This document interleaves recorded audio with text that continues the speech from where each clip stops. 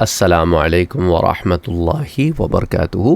سورہ یاسین کی تفسیر کے ضمن میں اب ہم آیہ نمبر 37 تک آئے ہیں، جس میں اللہ سبحانہ و تعالی ارشاد فرماتا ہے وَآیَةٌ لَهُمُ اللَّيْلُ نَسْلَخُ مِنْهُ النَّهَارَ فَإِذَا هُمْ مُظْلِمُونَ، اور ان کے لیے ایک نشانی، آیا کا معنی نشانی ہوتا ہے، لہم ان کے لیے، اللیل رات میں، کہ نسلخ منہ النہار فاذا ہم مظلمون، کہ ہم اس طرح دن کھینچ لیتے ہیں۔ نسلخ کھینچ لینا، کس کا؟ منہ النہار، نہار یعنی دن کا کھینچ لینا۔ فاذا ہم مظلمون، وہ اندھیرے میں رہ جاتے ہیں اور یکایک اندھیرے میں رہ جاتے ہیں۔ تو اب اس ضمن میں یہاں پہ جو لفظ استعمال ہوا ہے نسلخو، اس کے اوپر ذرا بات کر لیتے ہیں کہ یہ سلخہ سے نکلا ہے۔ نون جو ہے اس کے اندر ہم کے معنی میں ہے، تو سلخ جو ہے اس کا معنی کسی چیز کو اتار لینا ہے، کسی چیز کو کھینچ لینا ہے۔ جیسا مثال کے طور پہ جب کوئی جانور ہم ذبح کرتے ہیں اور اس کی جو کھال کھینچتے ہیں، کھال اتارتے ہیں، تو اس کے لیے بھی سلخہ کا لفظ استعمال ہوتا ہے، اور یہ بطور استعارہ بھی استعمال ہوتا ہے۔ اس کا معنی گزر جانا بھی آتا ہے۔ مثال کے طور پہ قرآن کریم میں سورہ التوبہ میں اللہ سبحانہ و تعالی ارشاد فرماتا ہے فَإِذَا انسَلَخَ الْأَشْهُرُ الْحُرُمُ، کہ جب حرمت والے مہینے گزر جائیں۔ اسی طرح سورہ یاسین میں کھینچ لینے کے معنی میں استعمال ہوتا ہے۔ تو یہ تفصیلات آپ کو المفردات کی جلد 1 صفحہ 314 پر بھی مل جائیں گی۔ اور اسی آیہ مبارکہ میں لفظ آیہ کا لفظ بھی آیا، وہ آیتن۔ آیا کا معنی کیا ہوتا ہے؟ اس کا معنی علامت بھی ہوتا ہے، اس کا معنی نشانی بھی ہوتا ہے، اس کا معنی دلیل بھی ہوتا ہے۔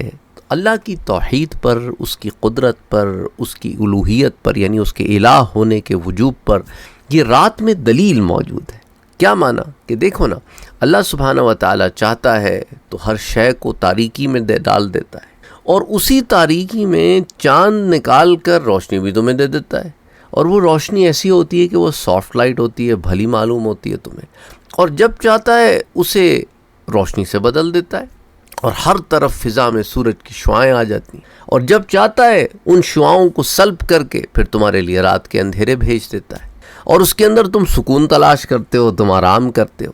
تو اب اللہ کی نشانیاں رات میں بھی ہیں، دن میں بھی ہیں۔ بعض ایسے حیوانات ہیں جو رات میں نکلتے ہیں کہ رات میں ان کا دن ہوتا ہے اور دن بھر سوئے رہتے ہیں۔ بعض ایسے حیوان ہوتے ہیں وہ رات میں دیکھ لیتے ہیں، گھٹا ٹوپ اندھیرے میں وہ دیکھ لیتے ہیں، ان کی بینائی زبردست ہوتی ہے، جبکہ عام طور پر باقی جاندار اس اندھیرے میں نہیں دیکھ سکتے۔ تو اسی طرح جو ہے، جس طرح حیوان کے جسم سے کھال اتار لی جائے تو پھر اس کا اندرونی جسم باقی رہ جاتا ہے، تو اس میں اشارہ ہے کہ اصل ظلمت ہے اور نور عارض ہے، جو سورج کی شعاؤں کی صورت میں ہوا میں داخل ہوتا ہے، اور جب اللہ نور کے ان باریک ذرات کو فضا سے کھینچ کر نکال لیتا ہے تو پھر رات باقی رہ جاتی ہے۔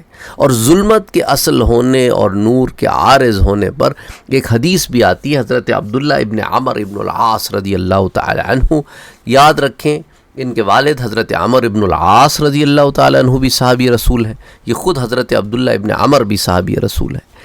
وہ بیان کرتے ہیں کہ حضور صلی اللہ علیہ وآلہ وسلم نے ارشاد فرمایا کہ اللہ عز و جل نے اپنی مخلوق کو ظلمت میں پیدا کیا، پھر اس دن ان پر اپنا نور ڈالا، پھر جس نے اس نور کو پا لیا وہ ہدایت یافتہ ہو گیا، اور جو اس نور کو پا نہیں سکا وہ گمراہی پر برقرار رہا۔ اسی وجہ سے میں کہتا ہوں کہ قلم اللہ کے علم کے موافق لکھ کر خشک ہو چکا۔ مسند امام احمد میں روایت آتی ہے، حدیث 6652، جو جلد نمبر 2 صفحہ 176 پر موجود ہے، اور امام حاکم نے بھی اس حدیث کو المستدرک میں روایت کیا ہے، جلد 1 صفحہ 30 پر، اور امام ابن حبان نے اسے الصحیح میں روایت کیا ہے، حدیث 1812، اور امام حیثمی نے مجمع الزوائد میں، اسی طرح حدیث مشکات اور کنز العمال میں بھی آتی ہے۔ تو اس آیت سے پہلے اللہ نے زمین کے احوال سے اپنے وجود، اپنی قدرت، اپنی توحید پر دلیل قائم کی ہے، اور اس آیت میں رات کے وجود سے اپنی قدرت پر استدلال فرمایا ہے، اور ان دلیلوں میں یہ ہم آہنگی یہ ہے، ان میں جو آپ سمجھیں سملیرٹی یہ ہے کہ دیکھیں زمین تو مکان ہے، مکان بمانا کہ ایک 3 ڈائمینشنل اسپیس ہے جس میں ڈویلنگ ہوتی ہے، ہم رہتے ہیں، اور رات کا تعلق زمان سے ہے، ٹائم سے ہے، تو زمان اور مکان دونوں کے ملاپ کا یہاں ذکر ہو گیا۔ اور ہر مخلوق جو ہے، جو کریشن آف گاڈ ہے، وہ زمان اور مکان دونوں میں قید ہے۔ یہ جو 4 ڈائمینشنل اسپیس ہے نا، جس میں 3 ڈائمینشن تو اسپیس کے ہو گئے اور 4th ڈائمینشن ٹائم کا ہو گیا، تو اس پہ یہ دونوں دور چلتے رہتے ہیں، کوئی اس قید سے باہر نہیں ہے۔ ہاں، وقت کا گزرنا یہ مختلف ہی ہو سکتا ہے کہ کئی مثال کے طور پہ اگر آپ مرکیوری یا وینس میں چلے جائیں تو وہاں ایک دن کا دورانیہ زمین کے ایک دن کے دورانیے سے مختلف ہوگا، زمین کا 1 سال کا دورانیہ اور مارس کا 1 سال کا دورانیہ یا دوسرے کوئی پلانٹ مرکیوری وینس ان کے 1 سال کے دورانیے میں فرق ہوگا۔ کیوں؟ تو بڑا ریلیٹو ہو گیا نا۔ اسی طرح آپ آؤٹر اسپیس میں نکل جائیں تو ٹائم بہت ریلیٹو ہو جاتا ہے، کیونکہ آپ اس کرویچر سے دور چلے جاتے ہیں جو زمین کریٹ کرتی ہے اس یونیورس کے فیبرک میں، جس پر ہم پہلے بھی بات کر چکے ہیں۔ تو اگر یہ یہاں پر سوال کیا جائے کہ جب مخصوص زمان سے استدلال کرنا ہے تو زمانہ تو دن اور رات دونوں کو شامل ہے، تو پھر رات کو دن پر کیوں اختیار فرمایا اور ان کے لیے ایک نشانی رات ہے؟ تو اس کا جواب یہ ہے کہ دیکھیں، عموماً رات میں یہ جو گہما گہمی ہے نا زندگی کی، یہ نہیں ہوتی، اور رات میں زیادہ تر کیا ہوتا ہے، ہر طرف ایک قسم کی خاموشی، سکون ہوتا ہے، لوگ سو جاتے ہیں، اور نیند موت کی مثل ہے، اور رات کے بعد سورج طلوع ہوتا ہے اور لوگ بیدار ہو کر پھر زندگی کی دوڑ دھوپ میں چلے جاتے ہیں۔ اور سورج کا طلوع ہونا ایسا ہے جیسے قیامت کے روز جب سور پھونکا جائے گا تو سب لوگ زندہ ہو کر اٹھ کھڑے ہوں گے۔ تو ابھی تم خواب غفلت میں پڑے ہو، تاریکیوں میں گم ہو، اس تاریکی کی روشنی کو تم روشنی سمجھ کے بیٹھے ہو، اصل میں آنکھ کھلے گی جب آخرت کا سورج طلوع ہوگا، پھر تمہیں خبر آئے گی، لیکن اس وقت تک بہت دیر ہو چکی ہوگی۔ تم نیند سے بیدار تو ہو جاؤ گے پر بہت دیر ہو چکی ہوگی، وقت تم گنوا چکے ہوگے کہ جب رات پر سے یہ معاملہ ختم کر دیا جائے گا۔ تو بہرحال تو پھر تم بیدار ہوگے اور تمہیں صحیح معنی میں عقل آئے گی۔ اس لیے سورہ ملک میں اللہ نے کیا فرمایا کہ اس دن یہ کہیں گے جو مشرک ہیں، کافر ہیں، دہریے ہیں، اس دن کہیں گے کہ کاش ہم عقل استعمال کرتے، لو کننا نسمع، کاش ہم سنتے، او ناقل، عقل استعمال کرتے۔ اچھا، اگر یہاں پر یہ سوال پیدا ہو کہ جب اس اصل استدلال، اصل کنسنسس ڈرا کیا جا رہا ہے رات سے ہی، تو پھر دن کا ذکر کیوں فرمایا اور یہ کہا اور ان کے لیے ایک نشانی رات ہے، ہم اس سے دن کھینچ لیتے ہیں؟ اس کا جواب یہ ہے کہ ہر چیز اپنی ضد سے پہچانی جاتی، اپوزٹ سے۔ رات کی ظلمت کا اندازہ ہمیں ظلمت یعنی اس کے اندھیرے کا اندازہ تبھی ہوگا نا کہ جب دن بھی ہوگا، اور ہر چیز کے کوئی نہ کوئی متبادل بھی ہوتا ہے اور ہر چیز کا اپوزٹ بھی کچھ نہ کچھ ہوتا ہے۔ تو اس لیے اللہ نے رات سے استدلال کرتے ہوئے دن کا بھی ذکر فرمایا۔ وَمِنْ آیَاتِهِ، ایک جگہ فرماتا ہے سورہ حامیم سجدہ میں، وَمِنْ آیَاتِهِ، آیاتِهِ پلورل ہے، اس کی نشانیوں میں سے کیا ہے؟ اللیل والنہار، رات اور دن، والشمس والقمر، اور سورج اور چاند۔ اچھا، اس سے پہلی آیا میں زمین کے بارے میں، اس کی پیداوار کے بارے میں اللہ نے اپنے وجود، اپنی قدرت، اپنی الوہیت، اپنی توحید پر استدلال فرمایا تھا، کیونکہ دیکھیں زمین کے احوال جو ہیں، جو زمین کے کنڈیشنز ہیں، وہ ہر شخص کو معلوم ہے، اور اس کی پیداوار یہ ہر شخص کی آبزرویشن میں ہے، مشاہدے میں ہے۔ سو یہ بتایا کہ دیکھو یہ غلہ، پھل، یہ سبزہ، یہ درخت، یہ خود ہی تو نہیں اگاتے، ان کا پیدا کرنے والا ہے کوئی۔ اسی طرح دیکھو جب زمین مردہ ہوتی ہے تو اسے دوبارہ زندہ کرنے والا بھی ہے کوئی۔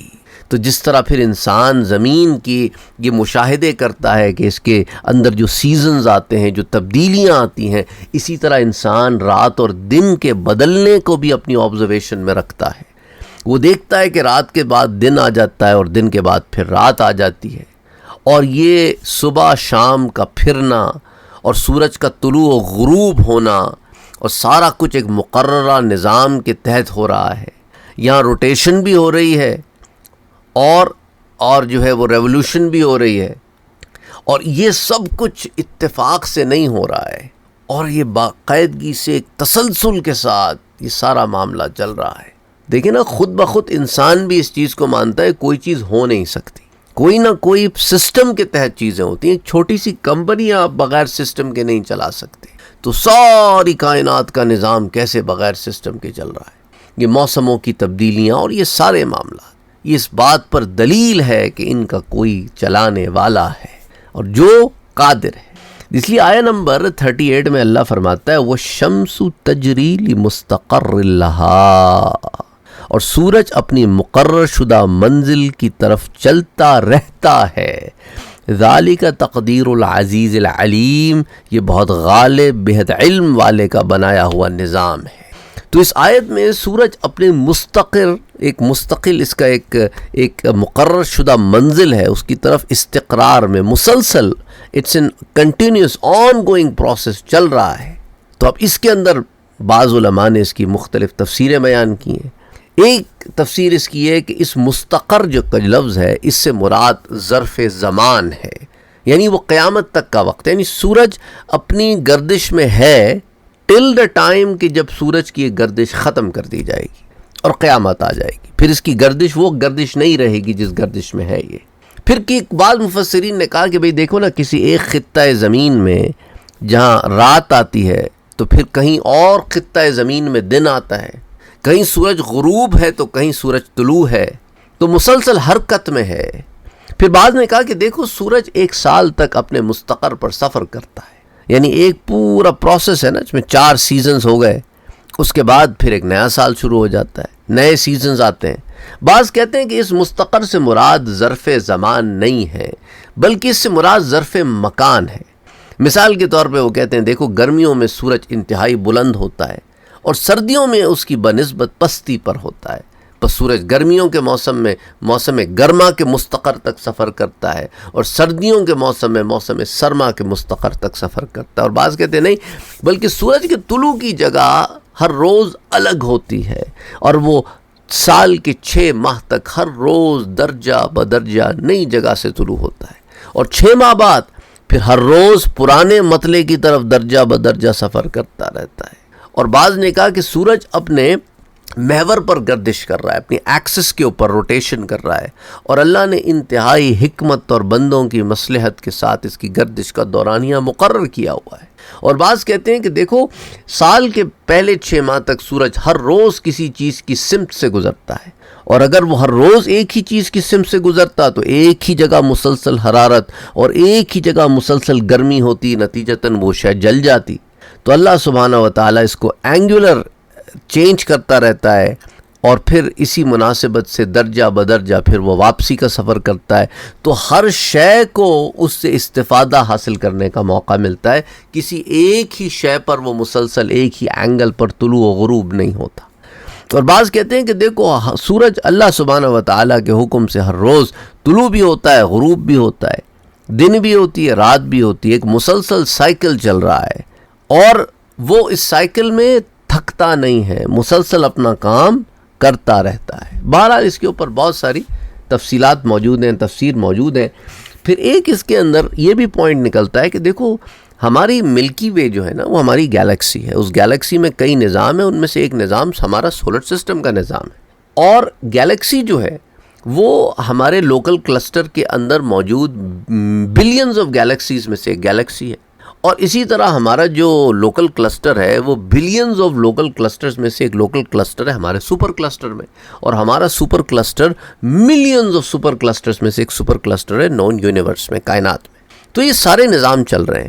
جس طرح ہماری زمین سورج کے گرد گھوم رہی ہے، تو سورج بھی تو کسی محور کے گرد گھوم رہا ہے نا گیلیکسی میں، ملکی وے میں. پھر ملکی وے بھی کسی پوائنٹ کے اراؤنڈ گھوم رہی ہے، ہر شے گردش میں ہے، اور ہمارا لوکل کلسٹر بھی اپنے سپر کلسٹر میں ایک پوائنٹ کے گرد گھوم رہا ہے، اور ہمارا سپر کلسٹر بھی گیلیکسی میں ایک پوائنٹ کے گرد گھوم رہا ہے، اور یہ ہر شے گردش میں ہے، ہر شے ایک مقام کی طرف چل رہی ہے.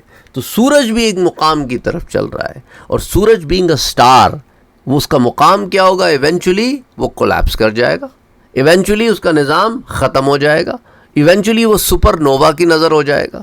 بہرحال بہت ساری تفصیلات اس کے اندر ہو سکتی ہیں، آپ اس کو سائنٹیفکلی بھی دیکھ سکتے ہیں، آپ اس کو کلاسیکل مفسرین کی نظر سے بھی دیکھ سکتے ہیں، جیسا کہ امام رازی تفسیر کبیر میں جلد نمبر 9 صفحہ 276 277 پر اس پر بڑی بحث کرتے ہیں۔ بہرحال سورج اپنے مستقر کی طرف چلتا رہتا ہے۔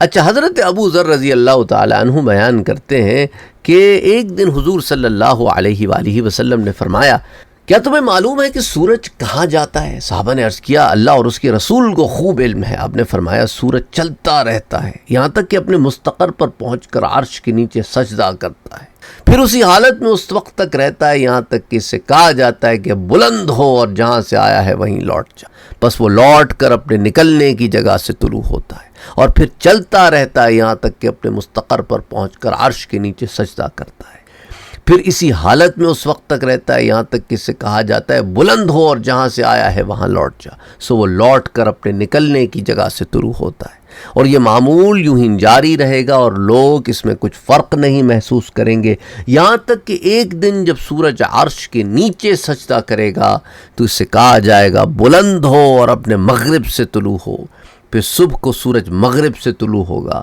پھر حضور صلی اللہ علیہ وآلہ وسلم نے فرمایا، کیا تم جانتے ہو کہ وہ کون سا دن ہوگا؟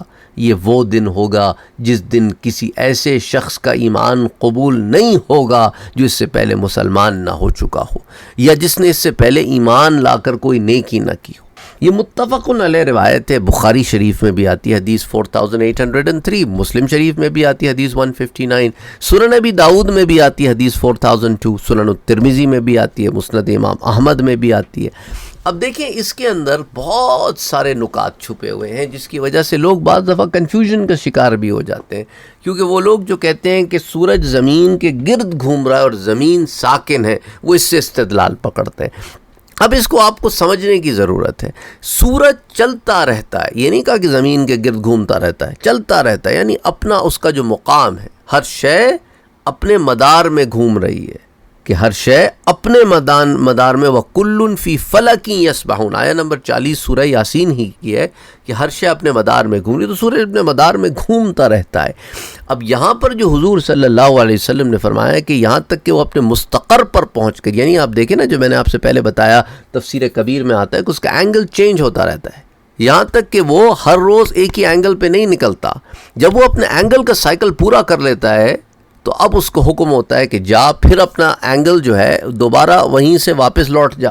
تو اب یہاں پہ طلوع اور غروب کا ہونا نہیں ہے، یہاں پہ طلوع کا معنی یہ ہے کہ سائیکل پورا ہونا، یعنی every morning when it rises from the east, وہ معاملہ نہیں ہے یہاں پہ۔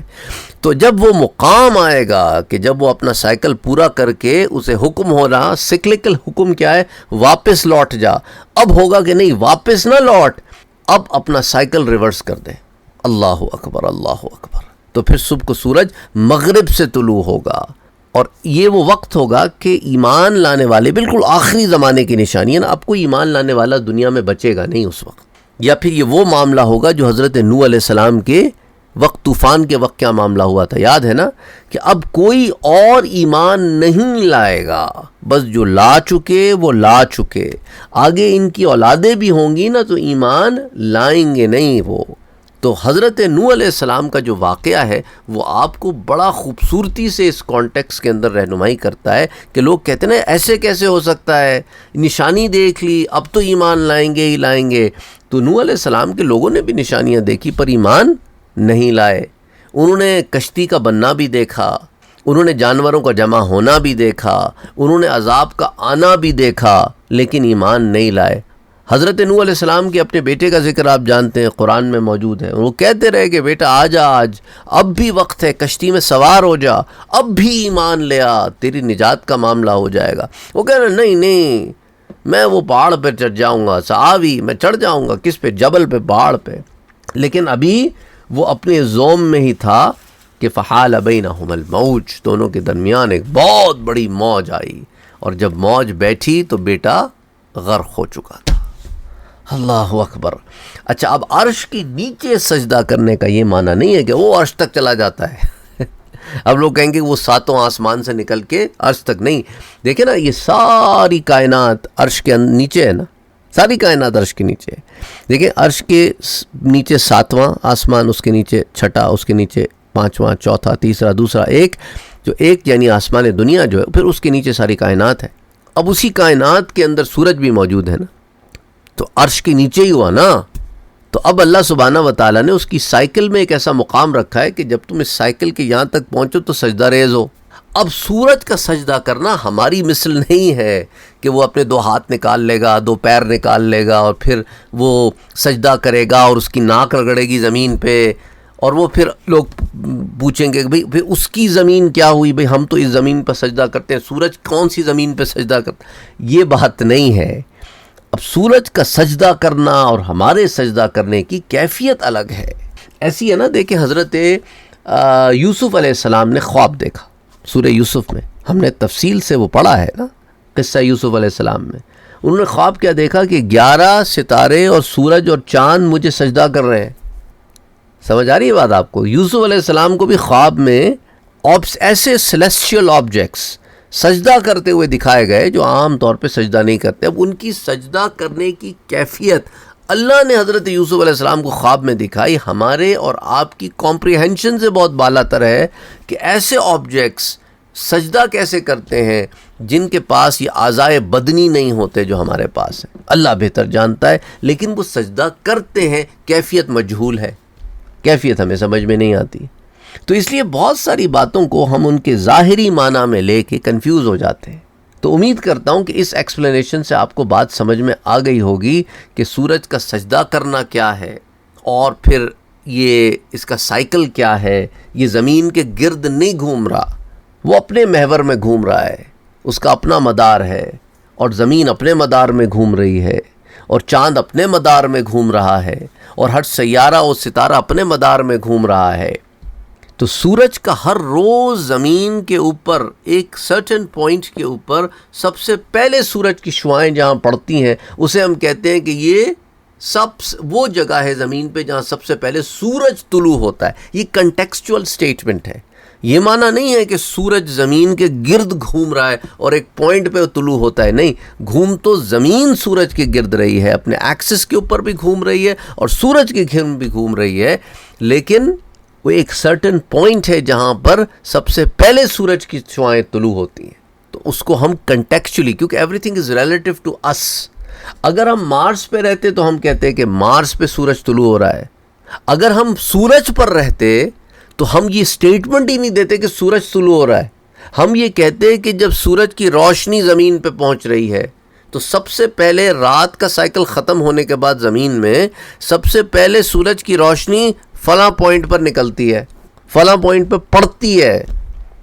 ہماری سٹیٹمنٹس بدل جاتی. Everything is contextual, relative ہے to the point of reference. ہم کہاں بیٹھے ہیں؟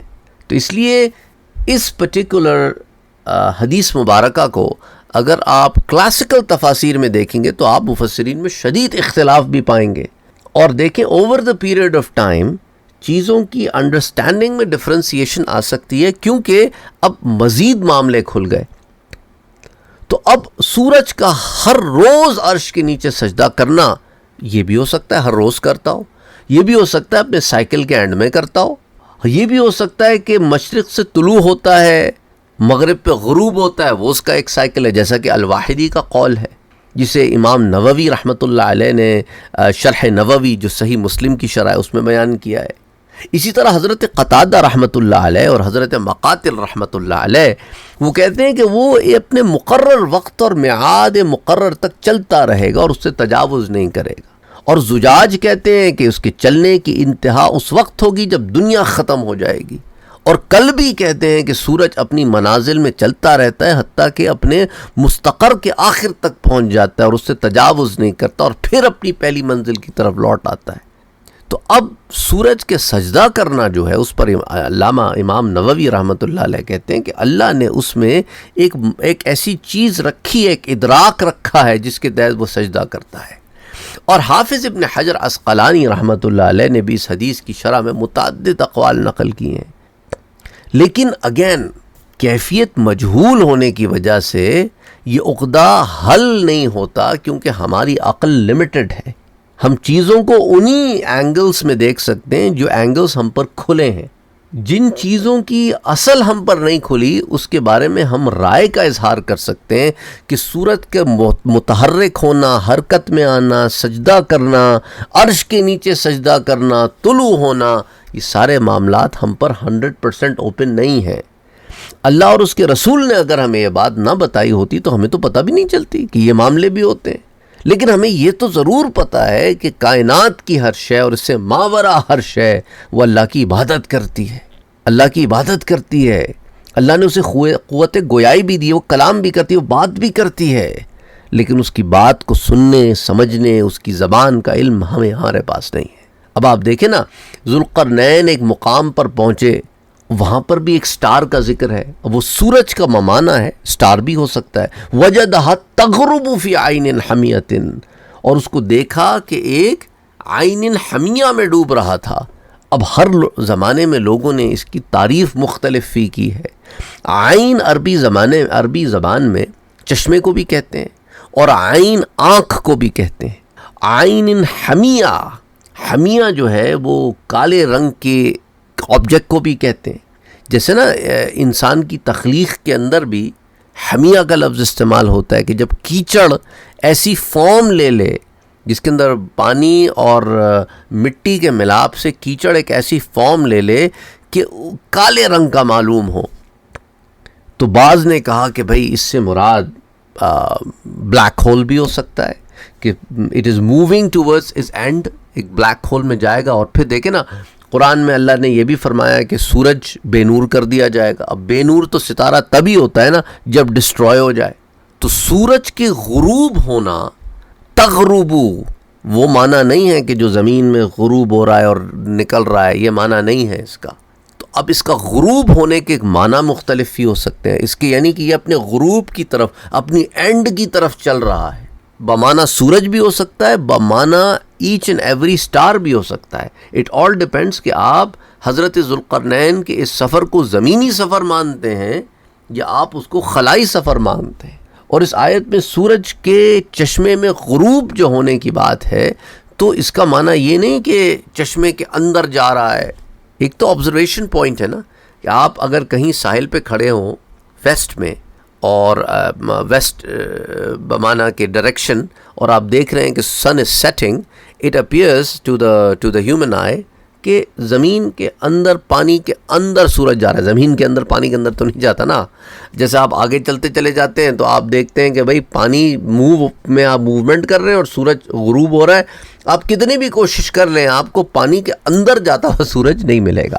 اچھا، وہ لوگ جو برج خلیفہ میں اوپر رہتے ہیں نا، بالکل ٹاپ فلورز پہ، ان کو اوپر سے سورج دیر سے غروب ہوتا نظر آتا ہے۔ ان کے لیے سورج دیر سے غروب ہوتا ہے بیکاز وہ ایلیویٹڈ پوائنٹ پر ہوتے ہیں۔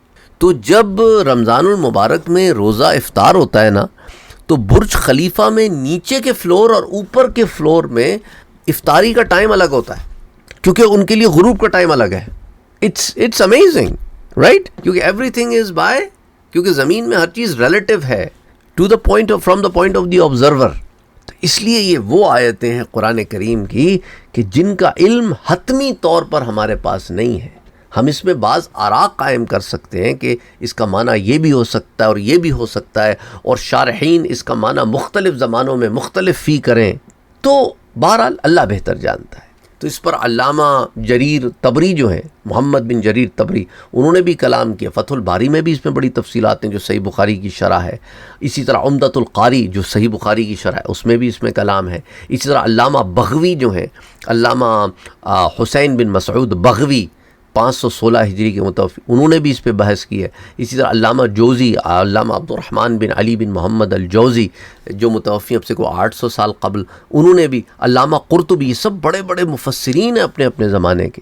تفسیر القرطبی میں انہوں نے اس میں کلام کیا۔ علامہ بیداوی تفسیر بیداوی میں، اسی طرح حافظ ابن کثیر نے تفسیر ابن کثیر میں، علامہ جلال الدین سیوطی رحمۃ اللہ علیہ جو اب سے 500 سال 550 سال پہلے گزرے، انہوں نے بھی۔ پھر اسی طرح علامہ اسماعیل حقی تفسیر حقی لکھی ہے انہوں نے۔ اسی طرح علامہ شہاب الدین احمد بن محمد خفاجی تفسیر خفاجی ان کی موجود ہے، 400 سال قبل ان کا زمانہ گزرا ہے۔ اچھا، موجودہ آس پاس کے زمانے میں آپ دیکھیں گے علامہ پیر محمد کرم شاہ الازہری، انہوں نے، اسی طرح سید ابو العلا مودودی، اسی طرح شیخ امین احسن اصلاحی، بہت سارے مفسرین نے اس آیا کے اوپر مختلف تفاسیر بیان کی ہیں، اور پھر اس حدیث کے اوپر پھر ابحاث کی ہیں.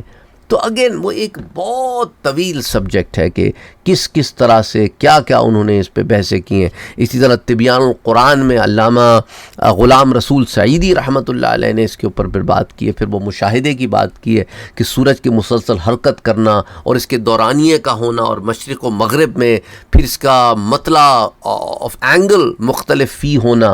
بڑی تفصیلات اس کے اوپر موجود ہیں. ان تمام تفصیلات کے بعد ہم کیا کہتے ہیں؟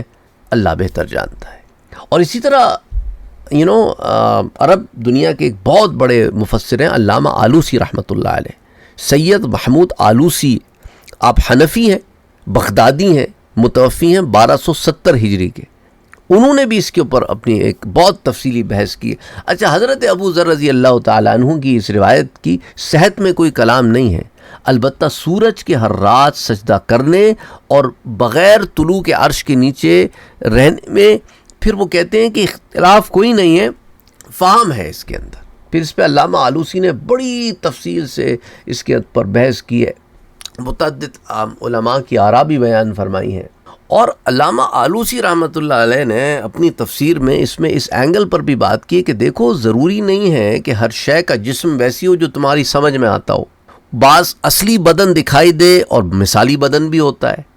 اسی طرح وہ کہتے ہیں کہ اور یہ چیز صوفیہ کرام کے نزدیک ثابت ہے، اور اس کا انکار کرنا عناد اور ہٹ دھرمی ہے جو صرف وہی کر سکتا ہے جو جہل میں ہو. وہ کہتے ہیں مجھے حیرت ہے اس بات پر کہ علامہ تفتزانی، یہ کون کہہ رہے ہیں؟ علامہ آلوسی کہہ رہے ہیں کہ علامہ تفتزانی نے بعض فقہاء سے نقل کیا ہے کہ جو شخص اس اعتقاد کو رکھے کہ لوگوں نے ابراہیم بن ادہم کو 8 ذی الحجہ کو بصرے میں دیکھا اور اسی دن ان کو مکے میں دیکھا، وہ کافر ہے. یعنی وہ کہتے ہیں کہ ایک عجیب سی بات ہے کہ لوگ اس چیز کا بھی انکار کرتے ہیں کہ ایک شخص مختلف مقامات میں ایک ہی وقت میں ہو سکتا ہے. وہ کہتے ہیں کہ علامہ زین الدین ابن نجیم لکھتے ہیں کہ اس قول کے کفر ہونے میں اختلاف ہے. البحر الرائق میں موجود ہے، جلد 5 صفحہ 124 پر. تو وہ کہتے ہیں اس تکفیر کی وجہ وہ یہ کہتے ہیں کہ ان فقہا کا یہ گمان ہے کہ ایک شخص کا ایک وقت میں متعدد جگہ ہونا ان بڑے معجزات کی جنس سے ہے جو ولی کے لیے بطور کرامت ثابت نہیں ہے. اور تم کو معلوم ہوگا کہ ہمارے نزدیک جو چیز نبی کے لیے بطور معجزہ ثابت ہے وہ مطلقاً ولی کے لیے بھی بطریق کرامت ثابت ہے. اس لیے وہ کہتے ہیں کہ ایک عجیب بات ہے، صوفیاء کے ہاں تو یہ چیز کوئی ایسی بات نہیں ہے، لیکن جو صاحبان قال ہیں اور حال نہیں ہیں، انہیں جو چیزیں ان کی فہم و ادراک میں نہیں آتی وہ اس پر عجیب باتیں کرتے ہیں. اور وہ یہ بھی کہتے ہیں علامہ آلوسی کے متعدد علماء نے ثابت کیا ہے کہ ہمارے نبی صلی اللہ علیہ وآلہ وسلم کی وفات کے بعد کئی مرتبہ اجسام مثالیہ سے آپ ظاہر ہوئے ہیں، یعنی عالم مثال کے جسم سے ظاہر ہوئے ہیں. اور یہ بھی کہا گیا ہے کہ آپ کی ایک وقت میں متعدد جگہ زیارت ہوئی ہے، حالانکہ اس وقت آپ اپنی قبر انور میں نماز پڑھ رہے ہیں. تو بہرحال اس کی ایک بہت لمبی تفصیل ہے. If you want we can go into that detail as well. لیکن میں سمجھتا ہوں کہ یہ وہ مقام نہیں ہے. یہاں پہ میں نے اس کی آپ کو ایک بٹس اینڈ پیسز بتا دی. علامہ آلوسی نے اس میں کہا ہے کہ وہ کیفیت جو ہے مختلف فی ہوتی ہے. دیکھیں نا، حضرت موسیٰ علیہ السلام کو میرے پیارے نبی صلی اللہ علیہ وسلم نے معراج میں دیکھا کہ کثیب احمر، اس کے لال رنگ کا جو ٹیلا ہے اس کو کثیب احمر، عربی کا ورڈ کثیب اور احمر دونوں ہے، فارسی صیغے میں ایک کے اضافے کے ساتھ کثیب احمر اردو میں آ گیا. وہاں آپ نے اپنی قبر میں نماز پڑھتے ہوئے دیکھا گیا، اور آپ صلی اللہ علیہ وسلم نے ان کو وہاں قبر میں بھی دیکھا اور اقصی میں بھی دیکھا، اور پھر چھٹے آسمان میں بھی دیکھا، اور نماز کی تخفیف کے متعلق ان سے گفتگو بھی فرمائی. اور ان کا جسم مبارک جو ہے وہ زمین میں ہے، اور وہ نماز بھی پڑھ رہے ہیں اور آسمان میں بھی ہیں اور گفتگو بھی کر رہے ہیں. یعنی ایک ہی وقت میں کئی مقامات پر کئی کیفیتوں میں حضرت موسیٰ علیہ السلام موجود ہیں، اور یہی حال تمام انبیاء کا ہے.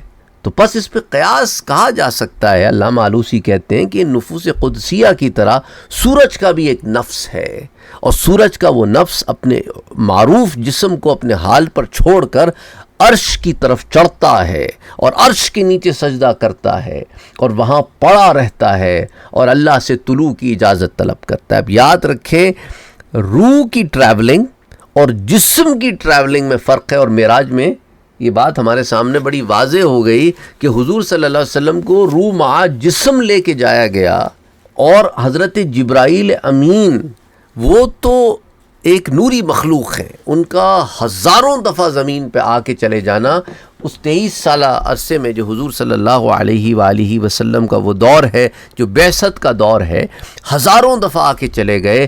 ہمارے لیے وقت گزر رہا ہے، لیکن اینجلز جو بنے ہی روشنی سے ہیں ان کے لیے کوئی وقت نہیں گزر رہا. اور یہ بات ہمیں سائنٹیفکلی اب پتہ چلی ہے کہ اگر کوئی شے اسپیڈ آف لائٹ سے ٹریول کرے اسپیس میں، اسپیس سے مراد 3 ڈائمینشنل اسپیس میں، تو اس پر وقت ہی نہیں گزرتا. اور کوئی اسپیڈ آف لائٹ کے بیریئر کو بریک کر دے تو سوچے اس کی کیا کیفیت ہوگی. ہم نہیں جانتے کہ جو ملائکہ ہیں، جو فرشتے ہیں، ان کی سپیڈ کیا ہے. We don't know. یونیورس میں سپیڈ آف لائٹ ایک میڈیم ہے. ضروری نہیں ہے کہ سپیڈ آف لائٹ ہی ایک میڈیم ہو ہر جگہ، ہر کائنات میں. امید کرتا ہوں یہ بات آپ کو سمجھ میں آ رہی ہو. میں کوشش کر رہا ہوں کہ اس میں منیمم اماؤنٹ آف ٹرمینالوجیز استعمال کی جائیں. تو بہرحال اس لیے علامہ آلوسی کہتے ہیں کہ یہ وہ باتیں ہیں کہ جو اگر فہم میں نہ آئے تو لوگ انکار کر بیٹھتے ہیں اور عجیب سی توجیحات بتاتے ہیں. حالانکہ صوفیاء کے ہاں یہ ایکسپلینیشنز تو ایک عرصہ دراز سے ہیں، عالم مثالی کی اور اجسام مثالیہ کی، اور ایک وقت میں کئی مقامات پر ہونے کی. تو کوئی بعید نہیں کہ سورج بھی اس کا نفس عرش کے نیچے سجدہ ریز ہوتا اور وہاں رہتا ہو یہاں تک کہ اسے اجازت ملتی ہے، اور پھر وہ واپس آ کر اپنا کام سٹارٹ کرتا ہو، کیونکہ اللہ نے اس کی جبلت میں یہ چیز رکھ دی ہے. اور علامہ آلوسی کہتے ہیں کہ اسی پر قیاس یہ بھی کیا گیا ہے کہ کعبہ بھی اولیاء اللہ کی زیارت کے لیے جاتا ہے. کیا معنی کہ کعبہ بصورت بلڈنگ تو وہیں ہے، لیکن کعبے کی بھی ایک مثالی جس نفس ہے، اور کعبے کی حقیقت اور اس کا نفس اولیاء اللہ کی زیارت کے لیے چلا جاتا ہے. تو اسی طرح علامہ آلوسی رحمۃ اللہ علیہ نے بڑی تفصیل سے روح المعانی کی جز نمبر 23 صفحہ نمبر 19 سے 22 پر اس پہ بہت بحث کی. میں نے سارے نکات پر بات نہیں کی یہاں پہ. اچھا، اب علامہ آلوسی کی اس رائے سے علامہ غلام رسول سعیدی رحمۃ اللہ علیہ متفق نہیں ہیں. وہ کہتے ہیں کہ انبیاء کا تو ایک وقت میں متعدد جگہ پر جلوہ افروز ہونا یہ احادیث سے ثابت ہے، لیکن علامہ غلام رسول سعیدی کہتے ہیں کہ اس بنا پہ یہ کہنا کہ سورج کا بھی ایک نفس ہے، وہ ایک جسم ہے اور اس کا نفس عرش کے نیچے سجدہ کرتا ہے اور اس کا جسم مسلسل طلوع غروب ہوتا ہے. وہ کہتے ہیں کہ علامہ غلام رسول کہتے ہیں کہ میرے نزدیک یہ ایک مفروضہ ہے، ایک گیس ہے. اس کی تائید ہمیں کسی حدیث سے یوں نہیں ملتی، اور اس حدیث پر صرف یہ اشکال نہیں کہ غروب کے وقت سورج کا عرش کے نیچے سجدہ کرنے کے لیے جانا اور وہاں پڑے رہنا سورج کی حرکت کے تسلسل کے خلاف ہے، بلکہ اشکال یہ ہے کہ سورج تو ہر وقت کسی نہ کسی جگہ دائماً غروب ہو رہا ہے تو کہیں طلوع ہو رہا ہے، مستقل لگا ہوا ہے. تو خواہ سورج کا جسم عرش کے نیچے رہے یا سورج کا نفس عرش کے نیچے رہے، ہم نے بھی اس کے اندر جو ہے کچھ غلام رسول سعیدی رحمۃ اللہ علیہ نے بھی اس کے اندر کچھ اشکالات کے حل پیش کیے. لیکن اگین باٹم لائن اس کہ میں جتنے بھی ریفرنسز آپ کے آگے اس معاملے میں رکھتا چلا جاؤں، معاملہ وہیں رہے گا کہ ہم اس کو 100% نہیں انڈرسٹینڈ کر سکتے کہ حضور صلی اللہ علیہ وآلہ وسلم کی اس حدیث سے کیا مراد ہے. اس کا حقیقی علم تو اللہ اور اس کے رسول ہی کو ہے. ان حدیث سے ہم جو کچھ سمجھ سکتے ہیں وہ یہ ہے کہ رسول اللہ صلی اللہ علیہ وآلہ وسلم نے غروب آفتاب کو آفتاب کے سجدے سے تعبیر فرمایا ہے، کیونکہ ہر چیز جب اللہ کی عبادت کرتی ہے نا تو اس چیز کے حال کے مطابق ہوتی ہے. تو لہٰذا سورج جب نصف النہار کے وقت حالت استوا پر ہوتا ہے تو اس کا قیام ہے، زوال کے بعد جب سورج ڈھل جاتا ہے تو اس کا ڈھلنا رکوع ہے، اور جب افق پر غروب ہوتا ہے تو یہ اس کا سجدے سے مشابہت ہے. بعض علماء نے اس کی یہ تعبیر بھی بیان کی ہے کہ سورج کے مختلف مقامات جو دن میں ہوتے ہیں ان کو پھر نماز کی مختلف اشکال سے مشابہت دی ہے. اور یہ سارے معاملات عرش کے نیچے ہی ہیں، کیونکہ ساری کائنات عرش کے نیچے ہی ہے نا، ڈائریکٹلی نیچے نہیں ہے تو انڈائریکٹلی تو نیچے ہی ہے، تو اس لیے اس کو عرش کے نیچے سجدہ ریزی سے تعبیر فرمایا. بعض علماء نے اس کی یہ بھی ڈیٹیل بیان فرمائی ہے.